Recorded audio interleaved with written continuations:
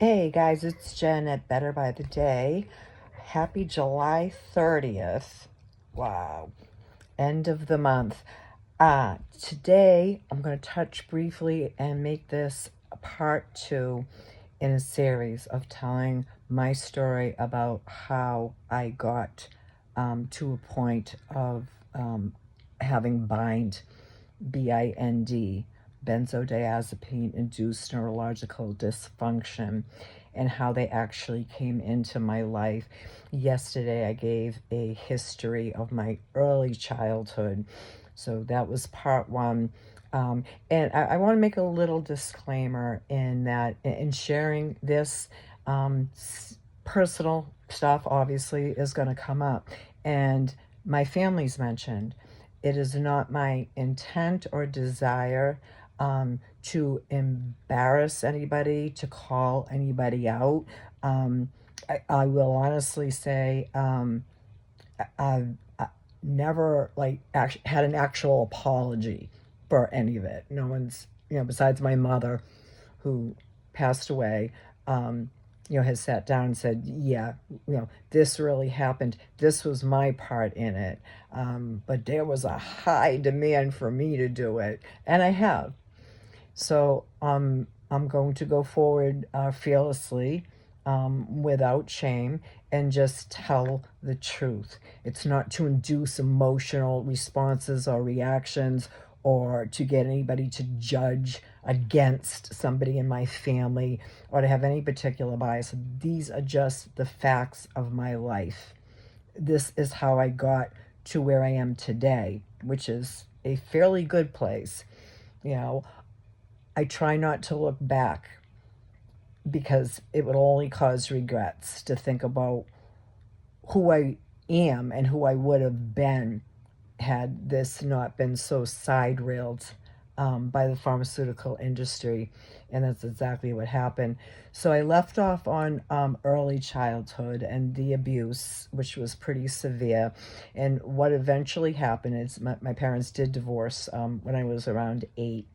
And I just basically got out of control. My mother's boyfriends were entering the picture. The divorce chaos and fighting and screaming and throwing people in jail. It was just, no child should ever have to live through that. And again, I seem to be the target. Now, were the others affected? Absolutely. My younger sister, who's my only like full-blooded biological sister, same mother, same father. Um, she definitely has her heartbreak and her own story to tell. But she was never physically abused, and my mother did keep her. Although I know there was a lot of neglect that happened, and she was basically on her own by the time she was 13. But when I was 13, of course, by then, walking out of that house and getting involved with my peers, I was looking anywhere and everywhere for any kind of acceptance. And I remember doing a lot of lying about my house and my mother. There was never, ever, and this has been a struggle to this day, any type of consistent structure. If you're a parent, let me tell you, it's good to teach your children, a son or a daughter, to be independent and to be self-sufficient. But you got to teach them how to do that first. I remember the first day of first grade, she did help me get prepared and help me get dressed and sent me on my way. Now, we lived at exactly the mile mark of the elementary school and therefore weren't allowed to take the bus. The girl across the street, literally across the street, was just under that mile mark, so they could all take the bus except for this house on the corner where I lived. So it was a pretty hefty walk. It was literally just under, by a house, that mile mark that would have allowed us to take the bus. My mother was there in the morning. She had a car, we had a car, but it was brutal. Especially when you're 6, 7, 8 years old. Winters in Massachusetts are brutal on anybody. There is no way in hell she would have ever gone out there in that weather and walked it out herself. Or let my sister do it, my older sister, her first daughter. It just wouldn't have happened. Um, so by the time 13 rolled around, boys were a big part of the picture, and I was starting to experiment with a lot of, I hate to use the word recreational because it was much more serious than that, but non prescription drugs. I did not like marijuana. I did not like alcohol. Um, I don't know how much I can actually say on here, but the big thing wound up becoming Coca Cola in that form. Um, I put everything down right before the cracks in the sidewalk. Was a big thing. Um, the meth form of that was not even around yet, but it was pretty bad.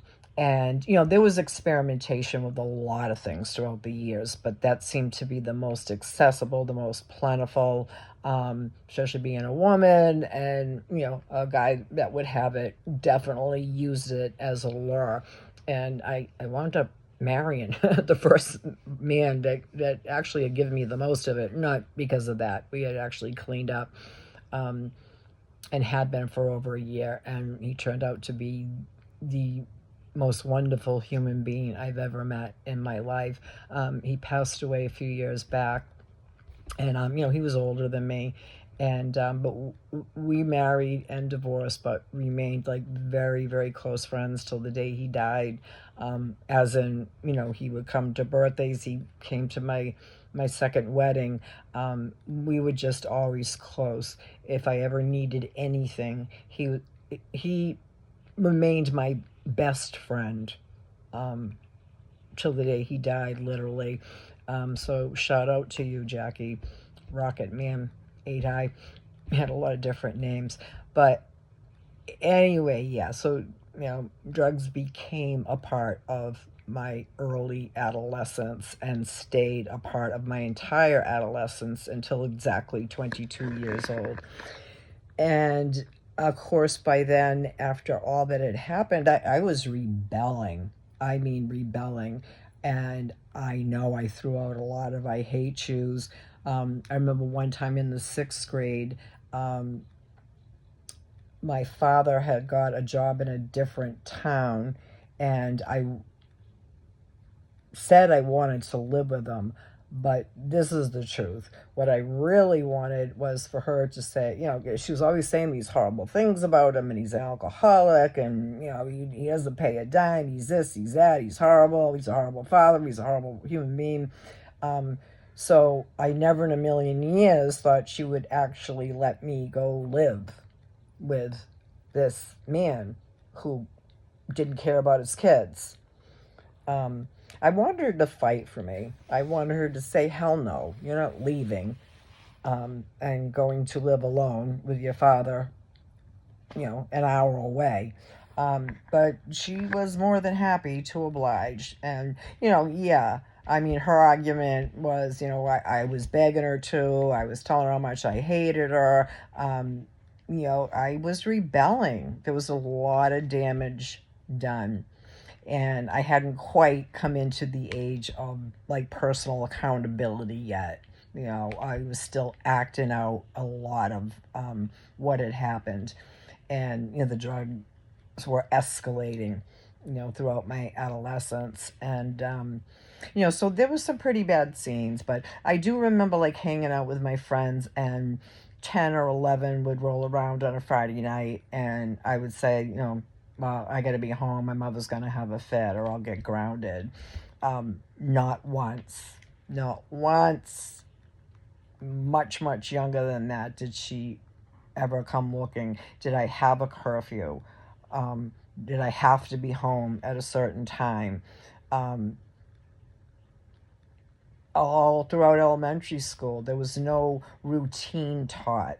We get up, we brush our teeth, we have breakfast. As a matter of fact, that was kind of off the table. She had a weird thing with food and feeding. Most women, most mothers, it just kind of comes naturally. It didn't. It did when her and my dad were together. I do remember the last sit down meal I remember with the four of us. He was there. I know he wasn't late coming home because she had just started when he pulled in the driveway. And whatever the fight was about, I honestly can't remember whether my baby sister had been born yet or not. If so, she would have been an infant. But I remember her taking a hot frying pan with meat in it and literally whipping it at the kitchen table. I think it was directed towards my father, but the three kids were sitting there. And like I said, I honestly don't remember whether there was a baby. If so, I mean, she would have been in a bassinet. Like, she wouldn't even been in a high chair yet. But it was her. It was her with the violence and the screaming and the horrible words. I can't say it never happened. I don't remember, other than maybe saying something back, my father saying or doing like horrible things, like interpersonally with my mother, with the kids around. I remember him pulling some pretty bad stunts with, as far as just being drunk, but it was never directed towards my mother or us kids. But anyway, this is part two. Why is my dog barking? Something's got to be going on. I'll check that. But so at 13, the state wound up getting involved. I was getting in trouble. At one point, I think she had actually called the cop. Oh, what it was Thanksgiving Day. And this is like kind of the last straw, I guess, for both of us. But I was dating the boy that lived down the street. He was older than me, and there are all kinds of threats on my father's part to actually take him to court. It was like a 13, 19 kind of thing. It just wasn't anything crazy back then, and my mother really could have cared less. She knew when I walked out the door I was going to meet him. He came to the house all the time. He actually pulled up the back steps. There were two steps at the time. It's a deck now. It's been sold out of the family, but he drove a motorcycle up the steps to the door. And, she just kind of let me walk out and throw a helmet on. Maybe 12, 13, somewhere around there. But it escalated to a point. It was Thanksgiving Day. And she had made something. I just know I had spent the day with him, and we were doing a lot of things that we shouldn't have been doing. And she kept trying to throw us out of the house. I didn't want to, I wanted to be hanging around with him and would have gladly just left the house, but it was freezing. That kind of cold where you just want to gather your kids and make sure they're warm and safe and fed. Just one of those brutal, brutal New England winters.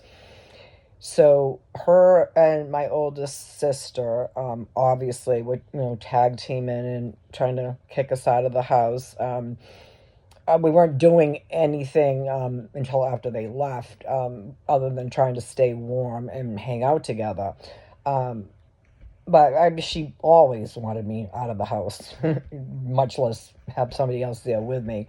But at some point, we must have stepped out for something, and her and my sister took off, but they locked the door. They actually locked the door. He had gone home, and when I went to go back home, she wasn't real big on, making sure we had appropriate clothing for those winters in New England. And whatever I had on, it wasn't much. And even if I had on like a big giant fur coat, it was freezing cold. And, there were no cell phones. I checked the back door. I checked the cellar. I just wanted to go in. We had partied that day, took a lot of stuff. I was not in my right mind, granted, but I remember everything very clearly. So I went back and got him, and just looking for help. It was an hour by then. It was freezing cold. I had no idea where they went or when they were coming back. As it turned out, it was 4 hours.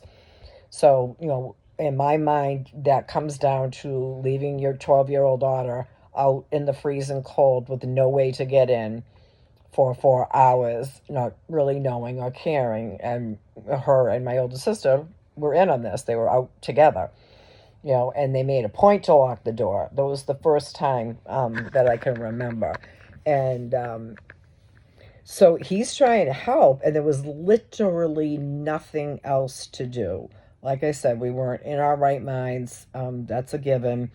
But I asked him to like break the door down. I was freezing, like on the verge of hypothermia by then. And I'm not exaggerating. This memory is very, very clear. And he did. He kicked in the front door. And I had an aquarium that I had earned babysitting set up right behind the front door, which smashed and broke when he kicked the door open. I'm trying to scoop up the fish and save them. Like I said, we weren't physically or mentally there, if you catch my drift. But it had sunk right through the carpet and was like literally leaking to the partially finished basement downstairs. I was just so freezing cold and hungry. I was just grateful to be in.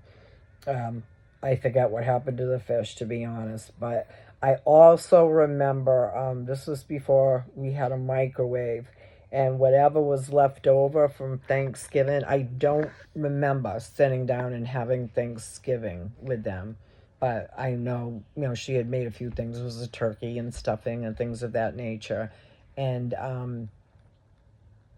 so I just put it on a regular ceramic plate. Like I said, I had taken a bunch of stuff and put the plate on the stove with the food. I probably just should have ate it cold. I was hungry and cold enough to do that, but that was it. I really think I might have been on the verge of a hypothermia. Like my extremities, my toes and my fingers and my nose were literally like throbbing with pain. They had been like frozen up for so long. But of course, not being in my right mind, I'm 12, 13 tops. I picked up the plate off the burner and dropped it, of course, because it was hot. And we had a linoleum floor, and it stuck right to the floor and made a big burn hole. And I ate what was on the plate, and it didn't fly all over the floor, and took a scatter rug that she had and just threw it over the burn hole. And then we just went down to the basement and virtually fell asleep. And it was a good 4 hours before she came home. And I don't suspect she was thrilled at all. First of all, she didn't want me in what was the only house that I had in the freezing cold. She knew I didn't have coat, hat, gloves, anything. And even if I did, it wouldn't have mattered at those temperatures. It was one of those wind whipping nights where it goes like, 7, 8 below just because of the wind chill factors. If you know, you know. And, that's what she came home to. I would have not been real thrilled with my two boys had anything like that ever happened. But then again, I wouldn't have locked them out in the freezing cold either. At any age, I wouldn't have done it if they were 18 or 20. Never mind. I don't think I had turned 13 yet. But that was the night the cops got involved. She called the cops. I just remember like I was really angry, and I probably had said something to her about locking me out and leaving me out in the cold. How can you do that to your daughter, kind of thing. And it got out of hand. And like I said, her and my older sister were the tag team of abuse, and yeah, I was absolutely acting out. Um, and it wasn't just due to not being in my right mind. Even if I wasn't under the influence of something, I was angry, and I loved her. And I just wanted a mother. I just wanted a mother that wanted me, you know. Um, I'm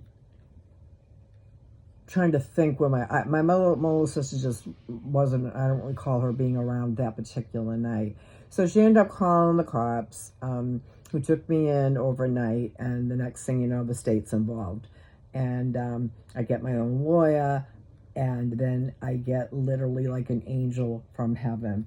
And let me tell you, in this Commonwealth of Massachusetts, Department of Social Services are one of the most evil, corrupt, lying, foul systems. Watch The Misery Machine. I mean, they cover a lot of cases that happened in Massachusetts, but they're horrible. But I wound up with this one social worker. I think she was new to the department, Mary Ellen Babbitt, who I've actually found on Facebook and communicate with, and she was a godsend. And I don't think she ever worked up the heart to tell me, I looked at it, or for a long time I was under the impression that it was the state that would allow me to go back there, and that started the whole route of various foster homes and programs. And at that point, I was completely cut off and disowned by the entire family, save for my brother. My little sister just, she was influenced by them. She was going off what they said. They had no responsibility in this. She was a wonderful mother, especially after everything my father had put her through, and trying to raise 4 kids as a single mother and going back to work, and but she was fine with the other 3. It was just me, and this crap started happening long before any divorce, including the older sibling. Just the abuse and the rejection, and then the ultimate abandonment. So that's where we're going to leave part 2. I am definitely using things, and I am totally cut off from my family, except for a big brother that actually refused to ever do that to me, and that never changed. God rest his soul. And that was part 2, and the drug usage was escalating and escalating. And I wasn't going to see or be a part of that family, say for 3 times, for the next decade. So we'll talk tomorrow about part 3. See ya.